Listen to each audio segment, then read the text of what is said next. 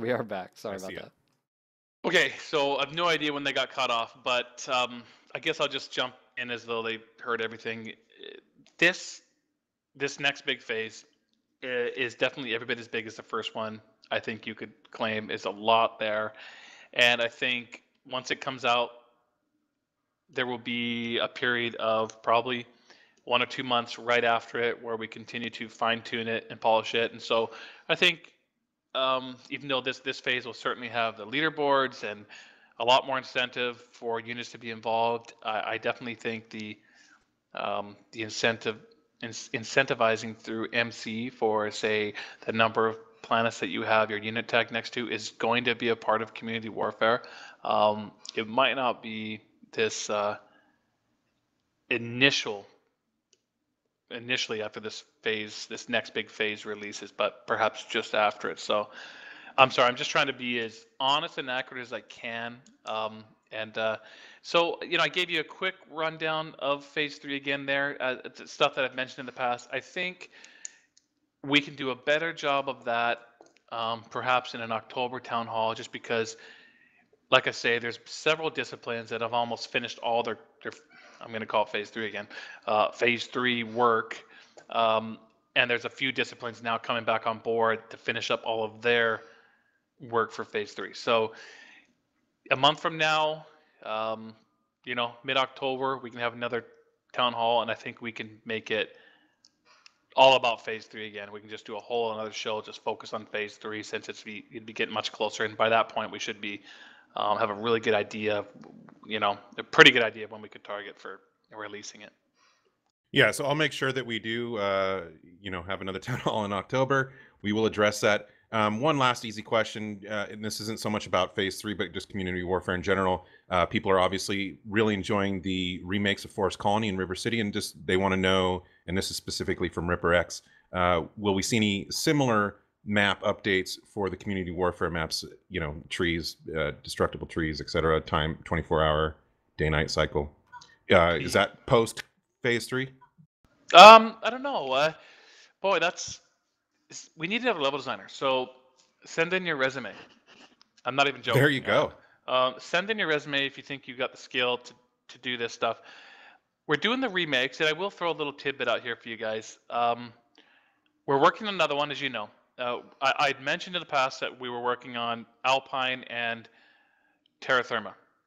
Although that's true, I'll give you a little update just so you know. Terra Firma, we kind of threw in the towel, meaning, well, maybe this will sound a little disappointing, but we had our guy working on redesigns for those two maps.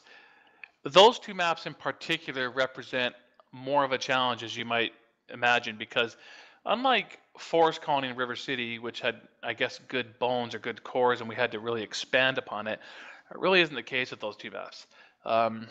Alpine is, it's tough. It's really asymmetrical and unfair, and it's kind of hard to just update it. Terra Firma too, we started out with a design that had us just removing a lot of the pathways and things, but in the end, we just weren't pleased that we were really making enough of an improvement with them, so we kind of put the hold on those two at the time being. Well, that's partially true. We definitely put Terra Firma on hold for now, because we just said, well, we don't have a design we believe in. And when it came to Alpine, we gave our level to the guy. We said, you know what, start over. And that was about 3 weeks ago. So essentially, at this point, we have about very close to final base height map now for a new Alpine. And I'll tell you a bit about that. Every once in a while, we still get a lot of sort of like nostalgic players saying, give us something a little more like the older MechWarrior maps that are much more huge and a little more flat, I suppose, and whatnot. So I don't want to give the wrong impression, but it's still going to look like MWO, but the new Alpine peaks, if it retains the exact same name, will be the same, texture set and everything, except like all the other redos, it'll be much more up to date and modern, and If it has trees, it'll have the new trees, and everything will be improved and much better, and they'll have the time of day and all that stuff. But it will be more of a complex in the middle, much bigger, you know, think a little bit like boreal forest, but on a much bigger scale. So it's going to have a different feel than Alpine Peaks, and I think it's going to be cool. So we're working on that, but we will release one map that's been updated prior to that. So in the meantime, while he went back to the drawing board on that, and yes, the mountain is gone from Alpine Peaks, so that's clear. I should have said that. It was like, this mountain's got to go. So at first when we took out the mountain, it's just like, okay, this doesn't work anymore, and that's why we started over. So it's been started over. But while he's been working on the brand new height map and everything for the new Alpine Peaks, we actually went ahead and we updated Caustic Valley. So I know that's kind of come out of the blue. Probably you were expecting it to be either Alpine Peaks or Terra Firma next. Neither will be next. It would actually be Caustic Valley. Reason being is, I think Caustic Valley's a fun map. Sure, you really go kind of ring around the rosy on it, but it's always been pretty fun. It's been one of our more popular maps, and we said, okay, we don't necessarily need to have a level designer come here and redo this whole thing. It's pretty good the way it is. We'll go in there. We'll put basically, they did a whole new terrain painting on it, though, because with the new time of day, it needs to stand up to light a lot better. So all new terrain painting, time of day, all new trees. And we've done a little bit of geometry tweaking out in the, what's that called there, like the flats with the little bubbly water bits and whatnot. There's some new larger kind of cauldron spire things that block a little more. It's trying to get it so, that area of the map can be used a little more. So it's had a few tweaks like that from a geometry perspective, but otherwise just been given the whole new treatment of dropships, trees, time of day, new terrain painting and all that. So we'll get that out, caustic first, and then after that we'll likely be Alpine after that, because we'll switch the artwork over to this new height map on Alpine. So there you go. All right, and I would like to repeat, all you up-and-coming level designers out there, head to piranhagames.com, fill in an application. Now, Phil, you had something, right? Yes, this is actually from Void2258, and also Arcbird, Phoenix Kell. Pretty much the identical questions, which is, will we gain the ability to have multiple drop decks for CW? A minute really isn't enough to be able to switch mechs, to know about the map we are launching into so we can effectively, plan team drop compositions. Basically, teams are finding it very difficult to switch out their mechs, and if they could just save a drop deck to just be able to click, boom, they're taken care of for whatever map. How do you feel about that? I feel the same way I've always felt about it. I don't think we're going to do that. So I don't personally. I do not want to see Alpine loading up and then nothing but. Oh, this for community warfare. Sorry, community warfare. I'm sorry. Well, that's. I mean, maybe you have to repeat the question. Sorry, I was a little. I guess I was sorry about it incorrectly. But I mean, they do have their drop deck, and when you're sitting in the pre-queue, and it says, okay, you got a strike team. You've got 60 seconds before you launch, and you can see that you're on. You know which map you're going to be on, because it shows you. You can see it puts a little thing like, oh, you're going to be fighting on this one, and it's like square 3, and then it tells you that is going to be, for example, I forget the third one. It's Boreal Forest. It's not Boreal Forest, but you know what I mean. It actually tells you. So you actually have 60 seconds to change out your mechs right there. If you don't like because based on the map you're going to, you can change your mechs.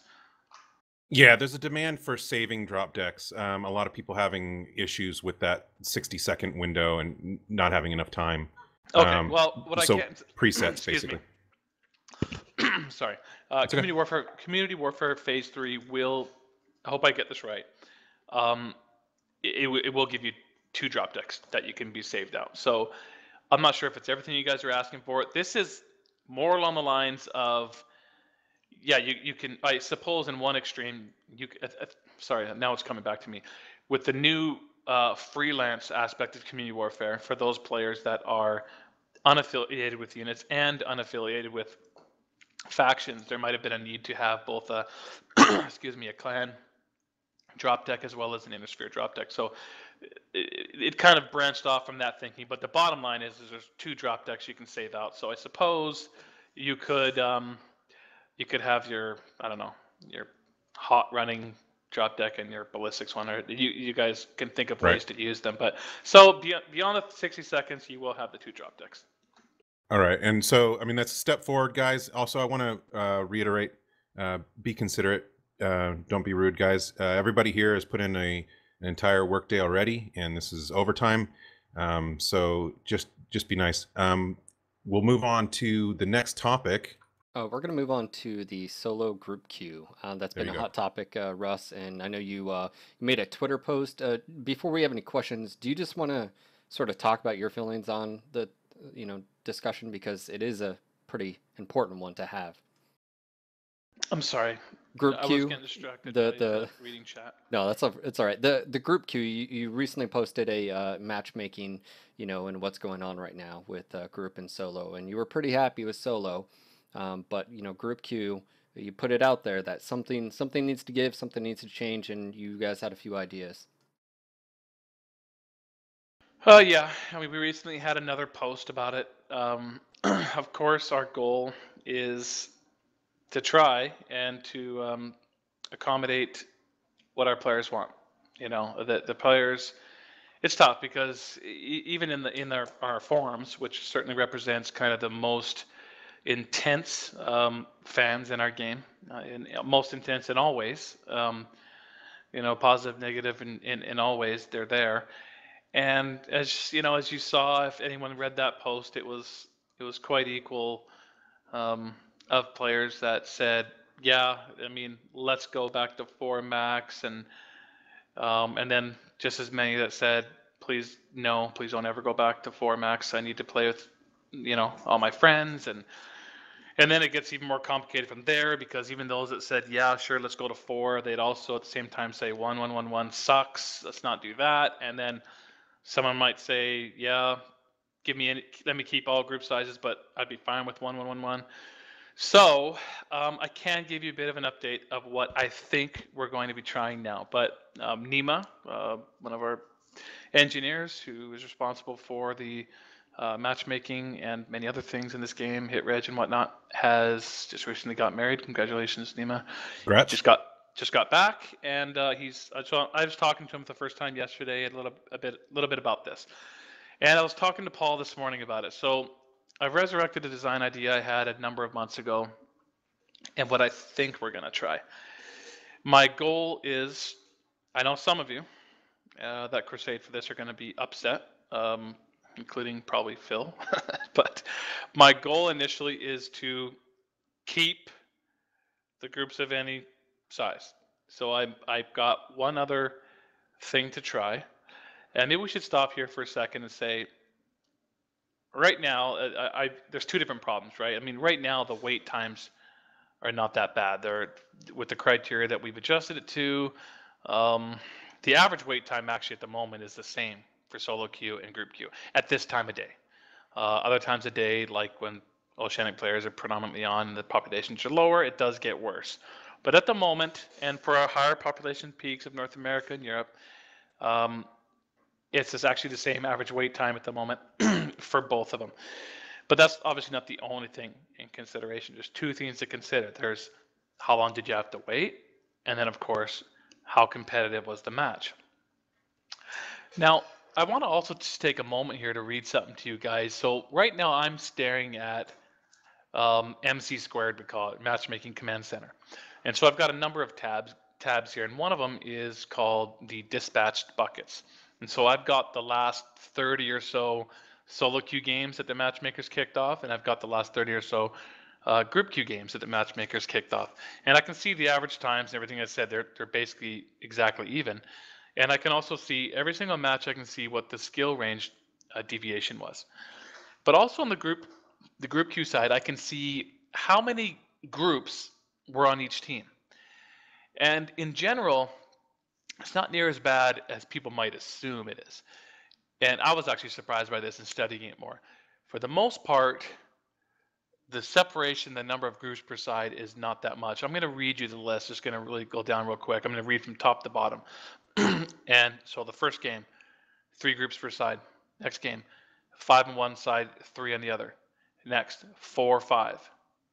3-5, 3-3, 3-4, 3-4, 3-4, 2-2, 3-4. Here's one a little worse, 2-5, 5-3, 3-3, 4-4, 4-3, 4-3, 3-3, 3-5, 3-4, 3-4, 3-3. And it basically reads like that. Every once in a blue moon, and maybe once per page, you see 1-6. That's the worst case scenario, right? It's like, oh geez. And we had the worst I have on my entire screen right now is there's a couple 5-2s, I believe, as I read off. So we try to take that into consideration, and the fact that about 75% of our groups are 4 or less already. So what I would like to try is to shift to a tonnage system. And you might be thinking, and if I was reading Twitch chat right now, I'm sure it'd be saying like, well, duh, you know, like I told you to do that 2 years ago. Well, of course, we've been thinking about it for a long time too. I think now with community warfare and the tonnage window, and of course, you understand that we try to provide as much flexibility to our players as possible, but also try to have it so, you know, players that want to play lights, you know, don't tweet me and say they're going to stop playing until, you know, there's not 5 assaults on the screen that vaporize their light. So you guys have to remember that too, right? It's we're trying to make it work for everybody, not just certain people. So what we'd like to do is come up with a tonnage-based system. Very simply put, the more groups that you have on your side, the more tonnage you get. So on the wait time side, it's good for the matchmaker, because even though the matchmaker will continue to try to do what it's doing now, meaning try to put the equal number of groups per side. And I'd say right now about a third of the time you have the exact same amount of groups per side. About a third of the time you've got a spread of 1, and then the other third of the time you've got a spread of like 2 groups. And like it'd be like very few that are more than that. So it'll continue to try to do that. But then after that point, the matchmaker doesn't have to try to piece together 3-3-3-3 in any way, shape, or form and have the release valves break after that. It really is just trying to it just needs to put 12 players per side, and then it already knows that it conforms to the tonnage. But then, of course, the added aspect that I just said is that when you have a group of, the worst case scenario, right, you have a group of 12 and you have 6 groups of 2. It happens once in a while. In that case, the 6 groups of 2 would have a significant amount of tonnage advantage. And I don't have final numbers to tell you. I don't know what that number is yet, and likely will make all these things tunable CVARs for us so that we can tune them when we know exactly what the right numbers should be. But just for example's sake, let's say, you know, a group of 2 follows a formula that they'll end up having an extra 100 tons, 150 tons, 50 tons. I don't know what the right number is, but they'll have an extra amount of tons than the 12 men would have. So therefore, the matchmakers tried to make sure that there's equal PSR per side.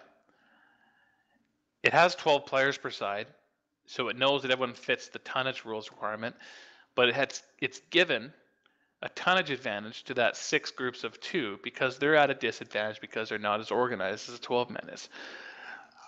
So I feel pretty hopeful about this. There's no doubt it'll ease the burden of the matchmaker, where it normally might have to wait the 3-4 minutes before it breaks the release valves to allow that extra assault mech in or whatever it may be.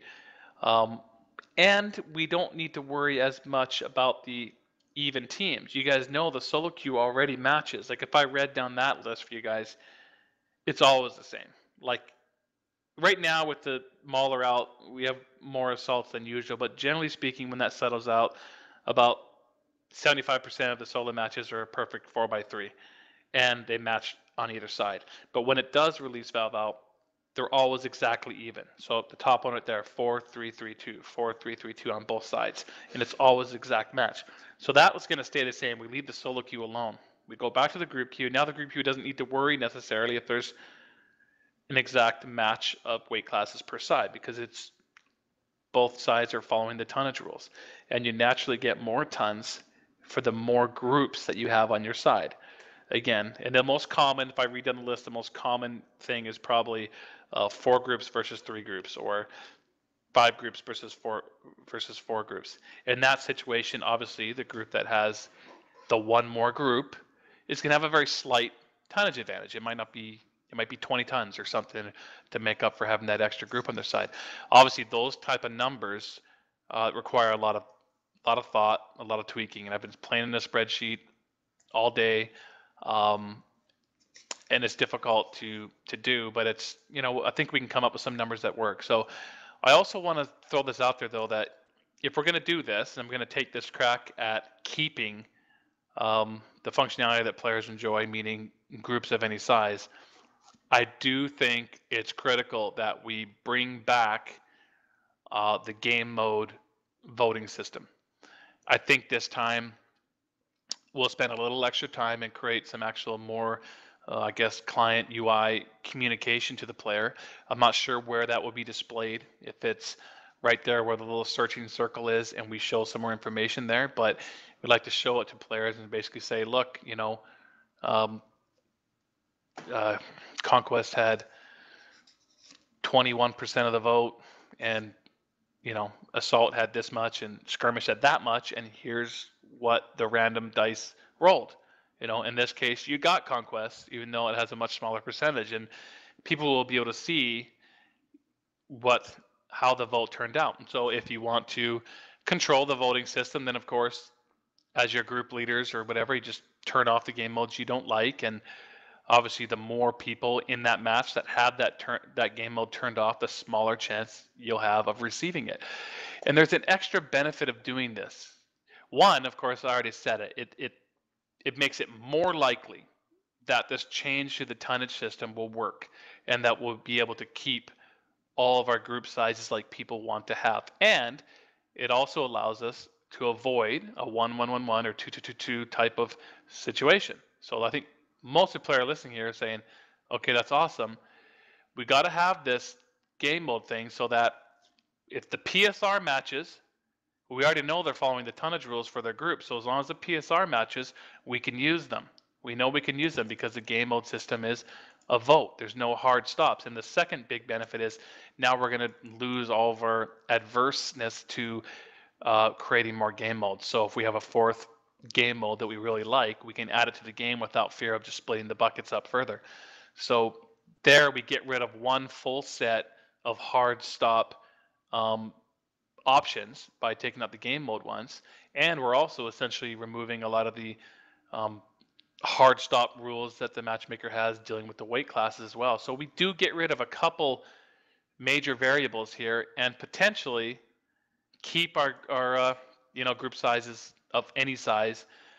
And I'd love to keep it, not only because I think there's a lot of players that want it. I do like the fact that it's very unique to MechWarrior Online. I can think of plenty of games that say, hey, your maximum group size is 4 or 5, and obviously they're for very good reasons for matchmaking, so I realize that. But it's also pretty cool, especially if this can work, if this can improve upon the group cube in a measurable way, then I think that would be it'd be really cool to have, to be a product out there that has the ability to create group sizes like this and continue to work on the looking for group screen. We are going to remove the looking for group button, by the way. Down next to the social button on the front screen, there'll be basically a shortcut button clicker there. So we'd like to bring that front and center to, for new players to see and try to use it more often. So I did one of my big rants. We didn't have a lot of time tonight on the group queue, but that's where my head's at right now. We need to talk to Nima a little bit further. I want to try this. I guess my main question, I think, maybe I'd be surprised, but I think most people listening here tonight would be in favor of this system, at least the tonnage system, to be able to keep the groups of any size and avoid the 1-1-1-1 rule or similar rules like it. But I'm not positive how they feel about the game mode voting. As you know, last time we had some very strong feelings towards, against doing that. And this time I think I have to say, look, they go hand in hand. And wouldn't you guys accept the the loss of the ability to, cut out a game mode like For Sure in order to get these other benefits, and of course the future benefit of potentially having more game modes to play. And yeah, I better stop there. I just keep going around and around, but I'm going to be trying to gather feedback on that and see where We definitely have to people move come out. on. Yeah, we definitely have to move on. But speaking of game modes, Darren, you want to take us into the next topic? Yeah, next we'll be talking about mechs, weapons, maps, and game modes. So the first question is from, I want to say Annie Viron. He says, any updates on the changes that were mentioned about assault mode in the older town halls and asymmetric objective-based play mode? Sounded like it was in the cards, which sounded fantastic. Is that still in the works? When might we see it? If you want to just address, re-summarize for me. yeah, he's basically just asking. Well, there was some changes to assault mode that were mentioned. Some other questions about game modes, attack, defend. So maybe just, do you want to cover game modes in general? And this would be for just solo and group queue, not community warfare. Yeah, the only thing I can say for now is as you know, we have a new game mode coming for community warfare and the scouting system. Right now, we think we might have an interesting way of adapting that concept to a full 12v12 match in public queue. And so we don't know yet. We're hopeful. And if we can, obviously be really great, because we can reuse the same sort of things that we've developed for that community warfare game mode, and it would be quite significantly different than anything we have today. So that's as good as I can do for you on that question tonight. All right, Phil, you got another one in this category? I do. It's from Kaniyashi. Quick shout out to him for the videos. Is there? His question is the rebalance also going to look at specific underperforming weapons such as flamers and autocannon 2s? In the example of AC2, of all the ballistics, it has the lowest damage per second, but the highest heat per second. And he states, because of this high heat, it requires more tonnage in total when accounting for heat sinks than the AC5 with the same ammo load while having less DPS. Do you have any thoughts on that? Well, I guess the way I'd answer that is, even though it's not something that I think has been part of the equation at this point, there's a few things in that category that quickly can be. So after this first public test, I think it might become obvious that if for particular mechs or whatever, we may very well need to change. Just by example, maybe a tweak needs to be made to the AC2 in order for our balance system to work out as well as we want it to work out. We won't be afraid to do that, and those are easy things to do. We quickly do those in our config files. So I think something like that can easily become a part of this process after we get some test data.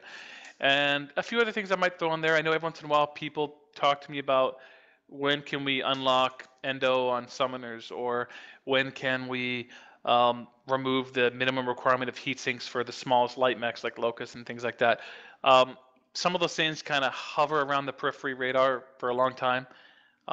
Those are some of the things that I think are just sitting there on a little list that, again, once we get some test data on this, we can possibly go to one of those options if we need to. All right, we'll move on to another one here. This is a quick one. It's been brought up a few times. This is D Scow, I guess is his name. Is ammo switching for the LBX going to happen anytime soon? From, I guess, the single to scatter. Yeah. I mean, originally we thought that was going to happen, and I guess not. I can honestly say no one really thinks about it here. I'm going to go with no on that. All right, Good simple enough. All right, so got another question. Smokey Havoc, and he says, what's going on with the Unseen with the new developments over at Catalyst Game Labs? Are there any chances, are the chances better that we'll see them in the game soon? Sorry. Oh boy, this is it. The big question. Everybody's been asking that all night. Yeah, Russ? that's been really interesting. What's happened over there? It's I'm thinking, I think I definitely have some things I'd like to say about that. I'm wondering if we want to maybe chew through any other kind of major yes, topics. yes. I mean, we have talked about Phase 3. We've talked about Group Q as much as we can tonight. We've talked about the rebalance as much as we can manage. I'll throw a couple other bits out there that people have been asking about. The cockpit screens. You'll be happy to know that we finally did something about it. Essentially, I've seen them working. We have some really cool generic, just kind of like fancy looking bits and pieces that we put up on them. Really, we were looking for kind of design ideas. We had when I did design idea was a kill counter. Some of our restrictions is the actual text on there. It looks really crappy. And so we're trying to avoid those types of ideas. It's more along showing image, like a kill counter would kind of, show like little pictures of, broken mechs as you got kills or something. So we were looking for more design ideas like that before we kind of went ahead and did it.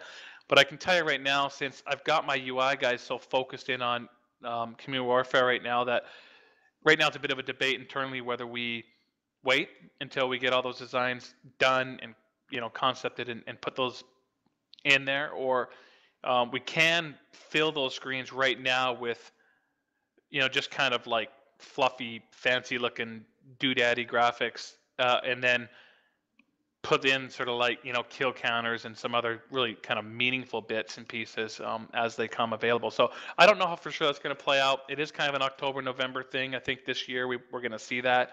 Right now, just kind of battling for a little time with the Phase 3 work, and Phase 3 is going to win that battle for me, frankly. But I'm trying to figure out how we can do that. So that's something that we're dealing with. Oculus Rift is, I guess I'll say it's working. It's working internally. I've seen it work. Our plans are, at least what I've suggested they do, is include it in one of these upcoming PTSs. So maybe it won't be in this initial rebalance PTS, but perhaps the next one we'll just make it a part of the rebalance PTS. So it's like, by the way, if you have Oculus, you can use it in this PTS and let us know, what you see and how it works for you, and get some feedback and tweak it. Obviously, we're trying to get our hands on like the HTC unit now.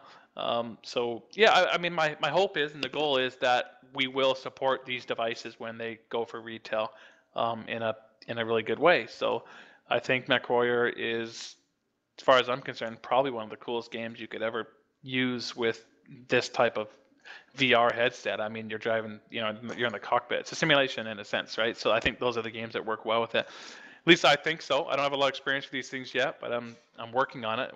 So we have the system working, and hope at least a few of you are excited about that. I do have another question if you want. Yeah. And this is by Foundry Guy. He says, "When will there be any clan hero mechs aside from the invasion variants? Will non-omnipod clan mechs be introduced?" We already know that the non-omnipod mechs will be introduced. Obviously, yes. The 2Cs are coming out. We did get a lot of those questions, so that one is answered. But yeah, clan hero mechs win, Russ. Clan heroes. Yeah, I mean, I'm committed to get one out this fall, so I'm just gonna say yes, and we're just gonna make it happen. And in a way, it was kind of waiting on the bounce pass because because of the swappable omnipod aspect of clan mechs, it kind of created a little bit of a different situation. But someone correctly says that's kind of there with the invasion and the special package versions anyhow. So I'm gonna make it happen this year. I'm gonna make it a Timberwolf.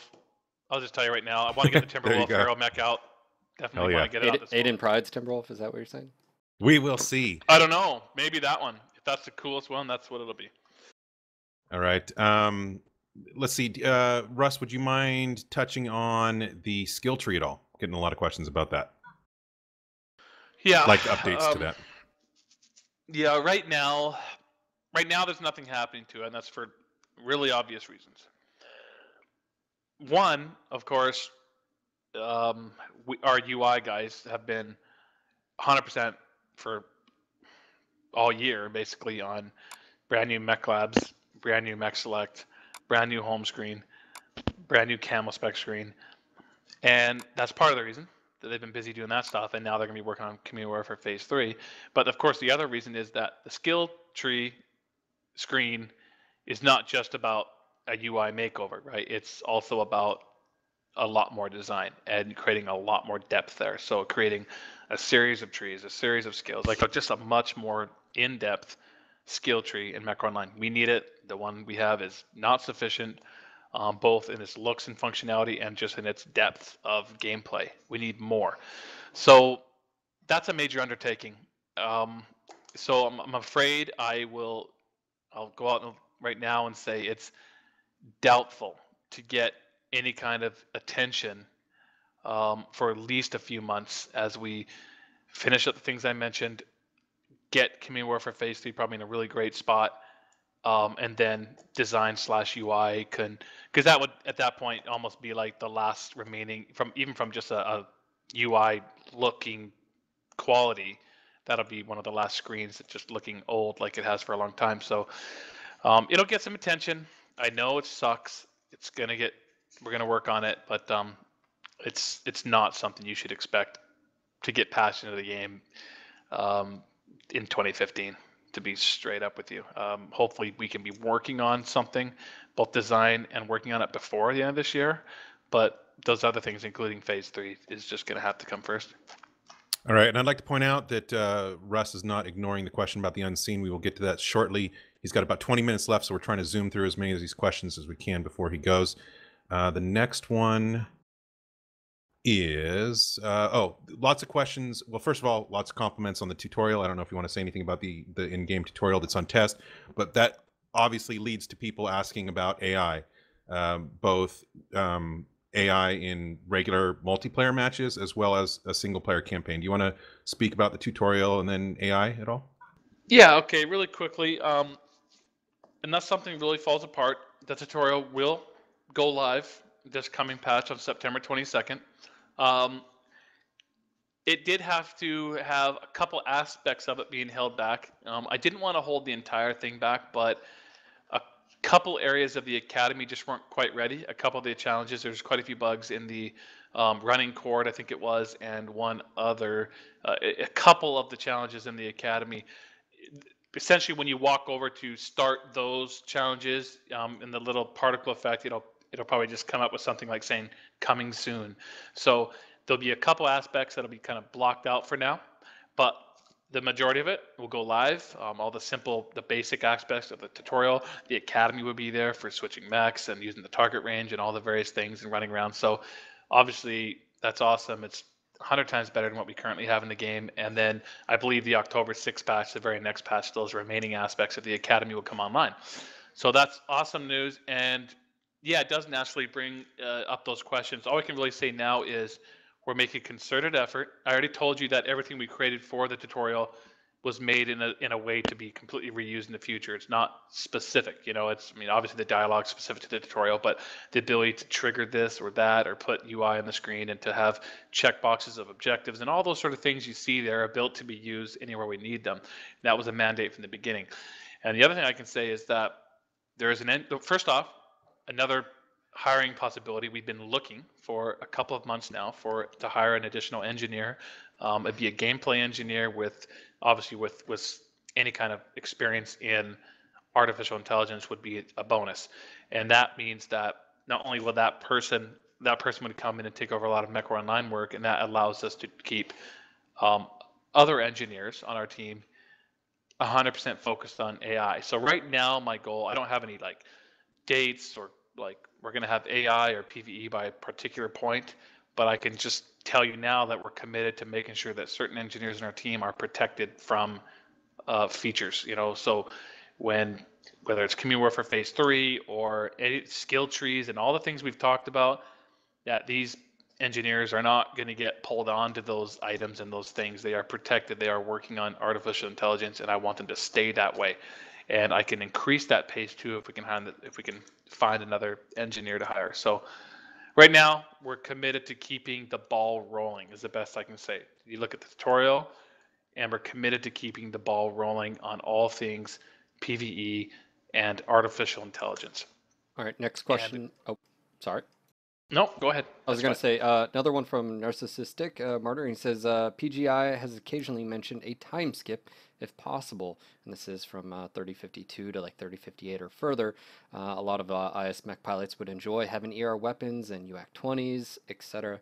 Is that something you have considered for 2016? Um, it's not something that I don't know how to answer that, because if I say no, it means it sounds like we don't want to do it or we're not going to do it. That's not really the case. I think I don't think the time is ripe yet. I know. I mean, IS pilots would like to, and I think that would probably ease our burden somewhat on the balance pass. But I think there's a level of unfinished business feeling at Piranha, in that I'd like to see.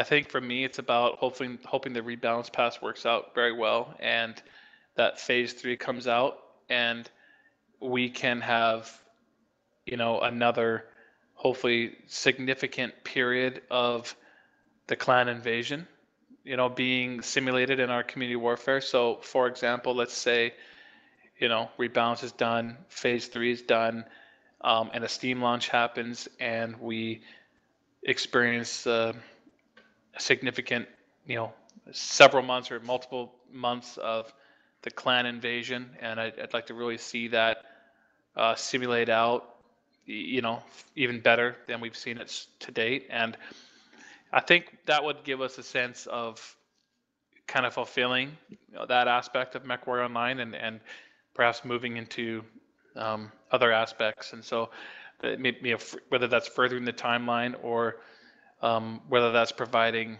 multiple timelines to be involved in.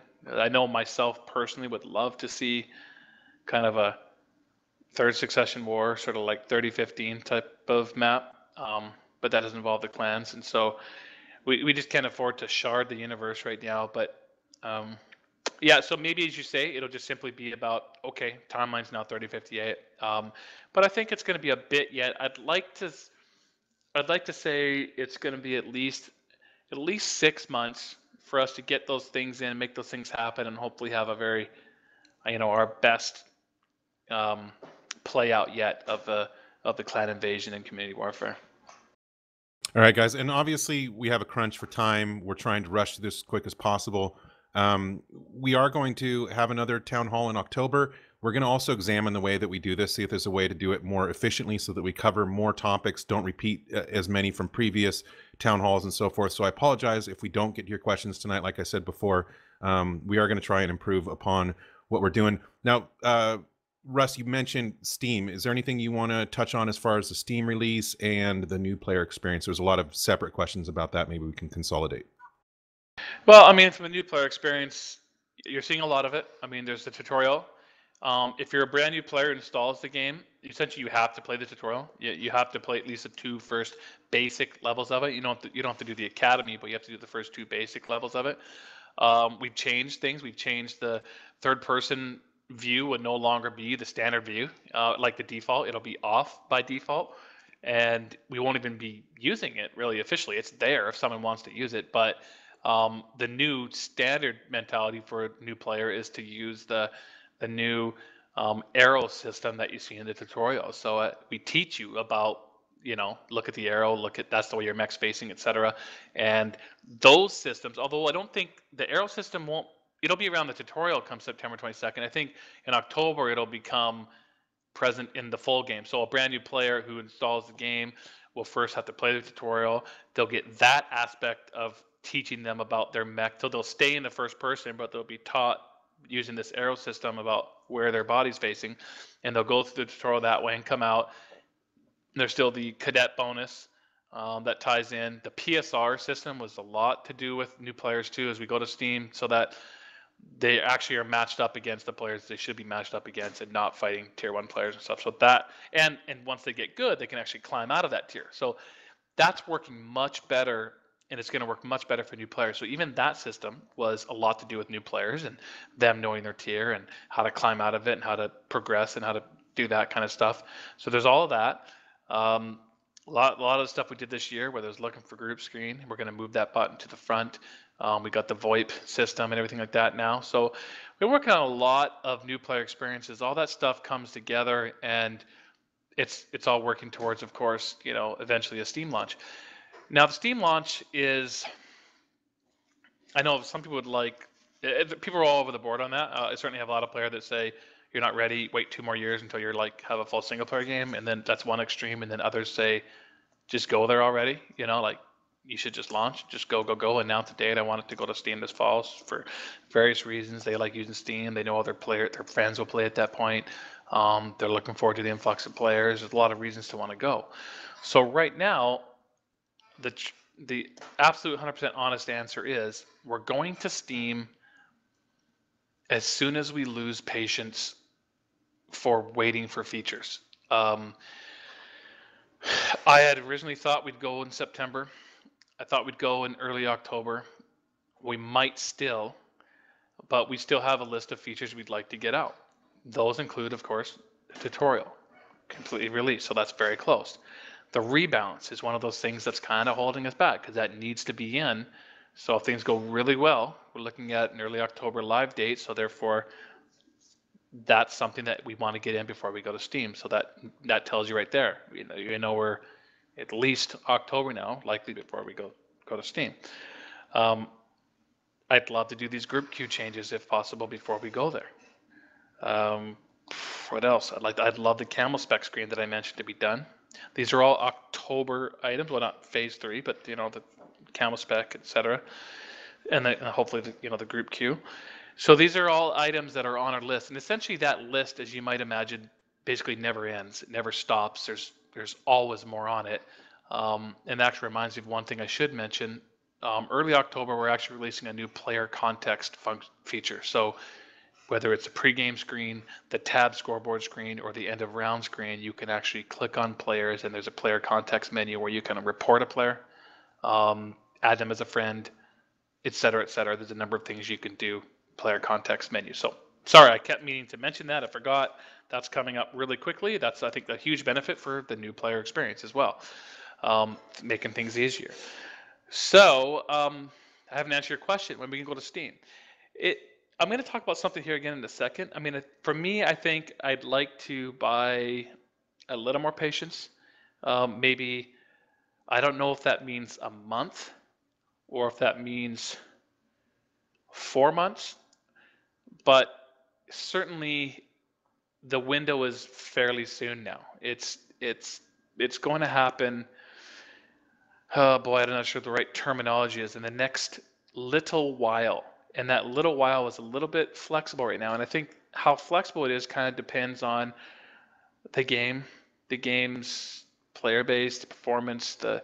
We'll see how things move along through this fall, and we're just playing it by ear, and we're trying to get there. We want to be as ready as possible when we go. So I know that's just the most political and avoidance lawyer answer you've probably ever heard me give. I've given some before, but that's probably my best one ever.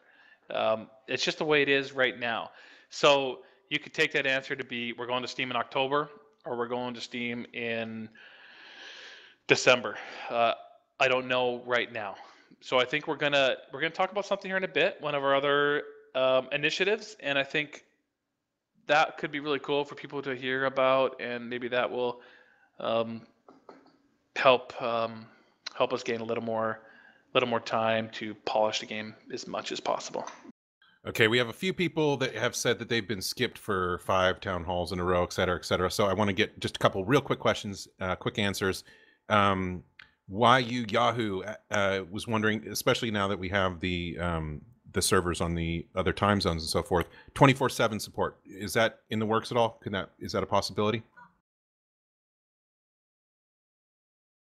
That's a good question. That is a possibility. It is, absolutely. Okay. I think, yeah, it's primarily an oceanic person would feel that way. Obviously, we're around for most of the European day, of course. So the North American players get us all but later into the the wee hours of the night. It's so primarily oceanic players, and that might be determined more so by just how many players we have in that region of the world. But absolutely, it's a possibility. I think you're probably right for bringing it up. It's probably time for us to reassess that. All right, and then the next one. I mean, come on, guys. Maybe Russ will have to pass this one off to Paul or whatever. But over and over and over again, flamers. Paul. Do you have anything to say about that, or is it a Paul question? Paul. Paul. He's got a cold. Yeah. Well, I mean, to clarify, that's It's not held up by Paul. In fact, Paul had actually created a design for what he felt it needed from an engineer's standpoint to be able to fix it and to be able to balance it, and to make it useful. But we haven't got the programming time on that. It's a flamer, right? It's not that the work is so hard. It's just that it's a flamer, and so it hasn't managed to get itself to the top of the pile. So it's not, don't blame Paul. He actually did his part. He's waiting on the work to be done. So uh, I'll try to bring it up again this week. Put that in that short list of things to think about We'll during talk this about it in rebalance. October. Yeah, well, when we do this rebalance pass and we start thinking about, some of these outlier issues that I've already mentioned about the balance mechs, and that could be one of them. We can make sure we think about that. All right, and the last quick one before we get to the big topic or whatever announcement. You mentioned with the Urban Mech Pack the possibility of a stock mech button to In private matches. private matches or whatever. Is that still on the list? A possibility? Yeah, it is a possibility. Thanks for a reminder. I'd kind of forgotten about it. When we work on there's a few things we still need to do the private match screen, and that would be one of them. We need to add the time of days. In fact, I need to chase those guys down about that. We really need a time of day selector. There's not one on the private match screen right now, right? Nope. No, not for the new maps. You can't select the time of day to play on, right? Not yet. That's correct. No. Right. Okay. So that's something we need to get done. That came to mind. That's one of those things we need to get finished so that, comp teams can actually say, yeah, we want to play in, New River City, and make sure that they always get day or night or whatever. So we need to add that. And the stock mech button is not like a guaranteed type thing, but I've talked to them about it a few times, and the Urban Mech thing, I know I could have been, because I wasn't specific enough during that campaign, it probably means I have to do it. That's fine. I want to do it. It's just I don't have a committed time for it. I've asked them a few times. I guess it's not going to be that hard.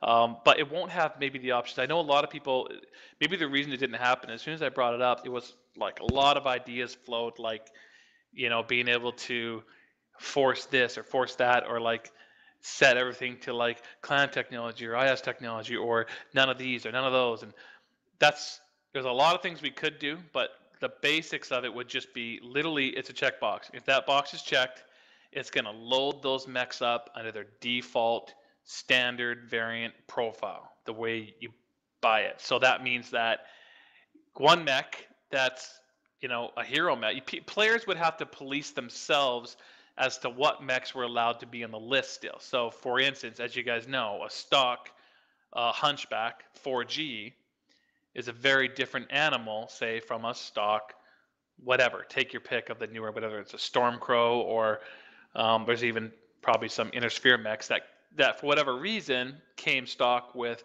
XL engines or endosteel and ferrofibers and various double heat sinks and all that kind of stuff. So you'd end up with a Hunchback 4G with single heat sinks. What is it? 1 ton of AC-20 ammo or whatever it was.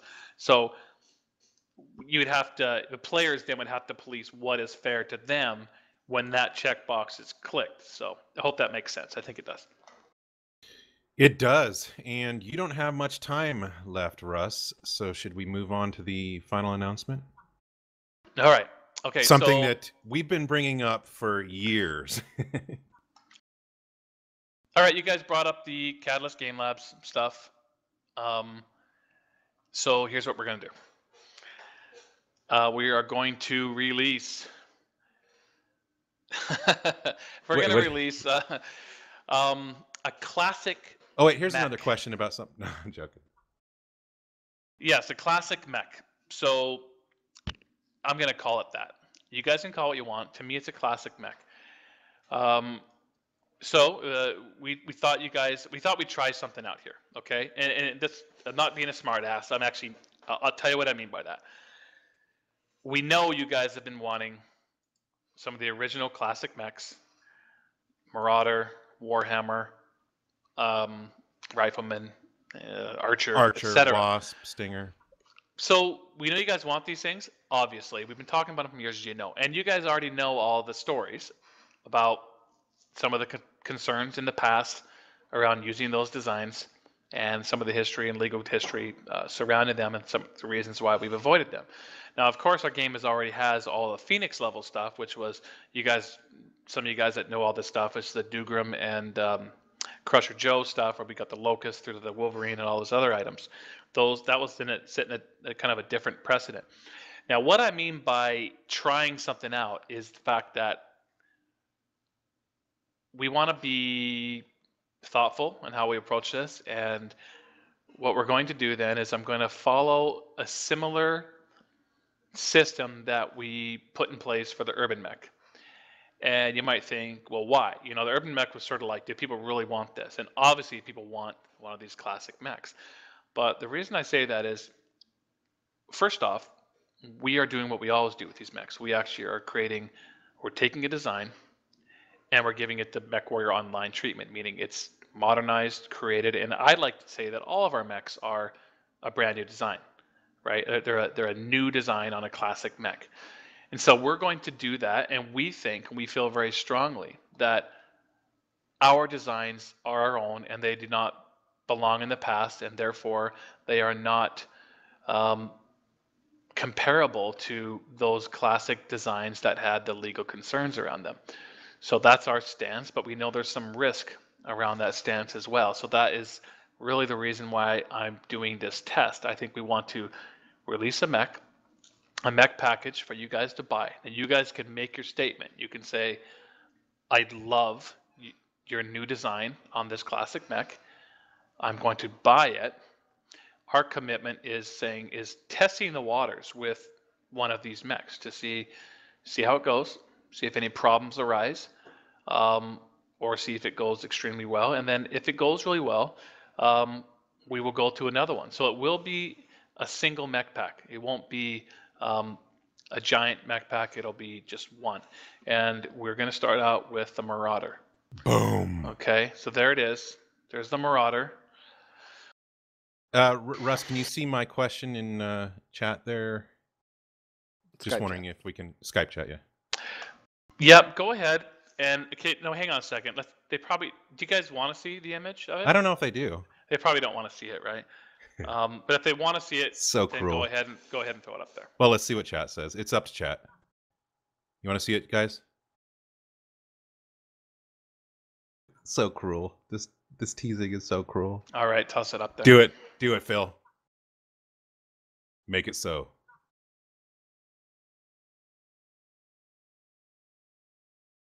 I hope you guys like it. Paul says no. Yeah. All right, Paul says no. Oh, he said no 5 times, so... All right, it's live. It's up. Hey, he can run to the office. I'm in my office still, man. You better come stop me. Actually, I don't see it yet. Where's the delay? Where is it? Yeah, I got it. Mine... The stream paused for me. Oh, you got like a tiny corner of it. Oh, there you go. Okay, so... I'm just going to let that soak for a second, I guess. Well, if I can comment, I love Alex. I'm just saying. Yes, so I think you guys understand what I mean now. I think this is Flying Debris. This is his artwork of the Marauder, and I think it's awesome. And it's definitely, I think we could all agree. I mean, this is original artwork. I mean, we know what the classic mech was, but you understand why I'm saying it like that and why I'm approaching it that way. You guys can call it whatever you want. For me and in Piranha Games, we're going to try to refer to this as a classic mech, and this is our new artwork for that classic mech. So we're going to dip our toes into the water. We're going to put up a pre-order page. It's going to be under the same model as the Urban Mech. There's a little more to the story. So basically what we're going to do is we're going to have the pricing is I hope you'll find it very reasonable. We're going to be doing the same thing as Urban Mech. So we're not jacking prices up. It's going to be $20 for the standard package. I should go ahead and say, like the Urban Mech, you actually get the 4. Wait, is that true? Is it or is it 3? No, when you get so there's the standard package, and then there's the collector's package. The collector's package, of course, will have the special skin on it. And in the collector's package, you get the same variant as the special skin one in the non-special skin. If that, you know what I'm saying, like the Urban Mech, you actually got 4. You got the one variant twice, once with the special skin on it. Hopefully, I made sense with that. So it's $20 and $40, same as the Urban Mech, same as Urban Mech pricing. And there's one little kicker that you guys might like. We actually went ahead and made Hero Mech at the same time. So what I'm thinking of doing here is that I'm going to allow people to order the Hero Mech for a pretty good price. A Hero Mech, a 75-ton Hero Mech, I think would generally garner like a $22 or $23 price point. I feel like I'm going to make it $15. And I think I'm going to make it so kind of like Saber. You remember Saber for Phoenix? I think as long as you own either package, whether a standard package or a collector's package, then you can add for $15 the Hero Mech. Now the Hero Mech is going to be the Bounty Hunter. Someone already said it. You're right. So Wow. Yeah, the Bounty Hunter has a special skin. You know, it's green with the Seabill signs on it. Kind of cheesy, but super cool at the same time. And the special skin for the package. Have you guys seen that yet? I don't think you have. I got a newer version of that. 1 second here. I'm going to go back to Skype. You talking the special skin? Yeah, but the one you had is not the one. Oh, okay. Yeah.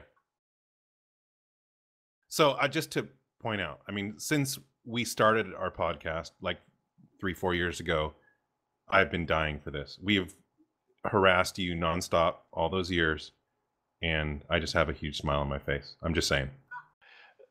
Yes, and so I think that, okay, so this special skin to me, I think it's really classy. Do you want me to post that up? Yeah, I mean, go ahead. I think this might change, guys, but I think it's supposed to be pretty close. I like it. It's very simplistic and classy looking. I have a Bounty Hunter one, but I'm not positive that it's final, so I'm not going to post that. We'll just leave that for now. You guys will see it soon enough. Now, listen to my words, and I guess listen carefully and read between the lines.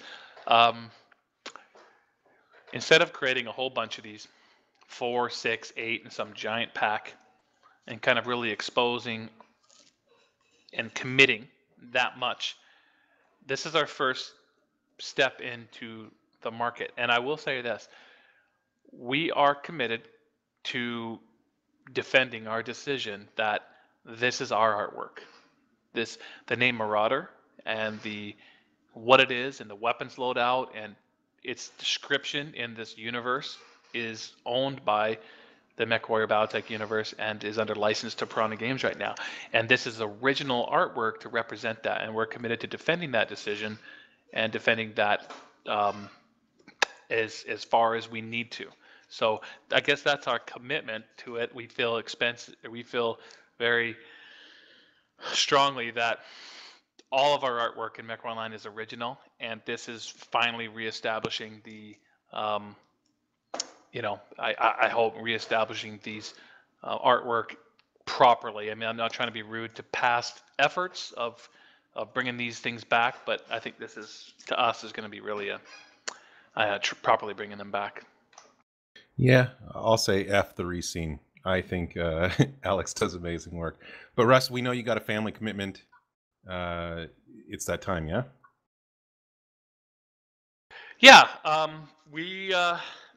I better go. So that's it. So when is this going to go up? Pretty soon. I know there was some small chance that we're going to try and get it up tomorrow, but don't lose sleep over that. The original plan was Monday. So in your mind, maybe just think Monday. I'll go ahead and say right now, if things go well, we already have I'm not going to show it to you. Don't ask. We already have the completed Warhammer art. Okay. Oh, yes, you do. I'm not going to show it to you, and I'm not going to put it on sale. I'm not going to sell it to you. This is first. Okay.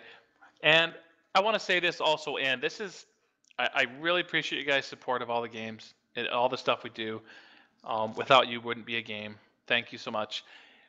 This is also a sign. I'd like to see how this goes, and it's to see if it'll also help. I think the product make sure it can take the extra month or two that it might need to be, as ready as possible for something like Steam. So that's also a part of my plan here for this fall, is to this is kind of multifaceted plan, as you can see, but we're working on all these features, working on phase 3. We have finally this classic mech out, and I'm really anxious to see how September goes. We got the loyalty customer appreciation program. Hope you guys were excited about that. I didn't see a lot of comments about that. I know we kind of kicked that in the face with the Marauder here now, but don't forget about the customer appreciation program. Thank you. That's a big thanks to all you guys for your support. We got the Marauder here. All the features we talked about. It seems like we'll never be done this game, and we won't, right? Guess what? No final product. So thanks for that, and I'll talk to you guys later. All right, you we so do much, have the Russ. information for the customer appreciation program. I'll post that in the chat. Thank you, Russ. Thank you for your time. We totally appreciate that.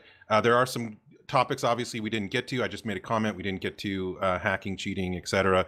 We'll either get to these topics that didn't get addressed in the next town hall, which will be in October, or we'll find some interim way to get those topics addressed. Literally, guys, in less than a day, we had 12 forum pages of questions, not to mention all the Reddit pages. It's really, really difficult to get to everybody. And some of you were saying, like, it's been 5, town halls. We don't do that on purpose. We sort them in order of, where people post, and, trying to get new questions in there, so we're not asking the same questions every time. Like I said, we will examine the way we're doing this and see if we can sort things a little bit better and execute it better. But thank you for showing up. We appreciate it. Yeah, And thanks, Phil? guys. Nice to see almost 1,000 people out tonight. See you Yes, soon. absolutely. Bye. Thanks, Russ. Good night. See you, Russ. All right, guys, that's going to be wrapping it up. I just want to say thank you guys to everyone that was helping behind the scenes, and you guys in the chat. Hopefully you enjoyed the discussion. Again, just like Darren just said, we will be doing this again actually quite soon in October. So if you didn't get your answer asked, or maybe your topic wasn't covered, we will get to it eventually. I just want to say thank you again. If you are new, again, my name is Phil. I do go by Sean Lang in game, and of course we have Darren, aka Bombadil, as well. If you see us, make sure to give us a shout out, or say hello. And if you'd like to drop with us, we often drop on the NGNG TS3. And if you are new to the channel, hit that follow button. That way you guys get email notifications. And we have stuff like Twitter and Facebook and YouTube and SoundCloud and stuff that you guys can check out. All that information is down below. But I just want to say thank you again, guys. This is pretty epic, at least for me personally, and I know for, well, all of you guys, the unseen, or whatever you want to call them, the new mechs, the Marauder is here, so pretty damn exciting. So anyways, guys, thank you again, and we'll see you guys out in the battlefield. And don't forget, if you guys want to help support us, we got a Patreon page. I'll link it in the chat below, and I just want to say thank you again. Until next time, mech warriors. Also, this will go live on YouTube as soon as possible. It'll go live on SoundCloud as soon as possible. We don't know if there'll be somebody's going to transcribe it, but if it is, we'll get that out there. It's being transcribed by Moon Neutrino right now. And Moon, next time, if you're going to do this next time, let us know. You can be in our channel on TeamSpeak live and ahead of time. So yeah.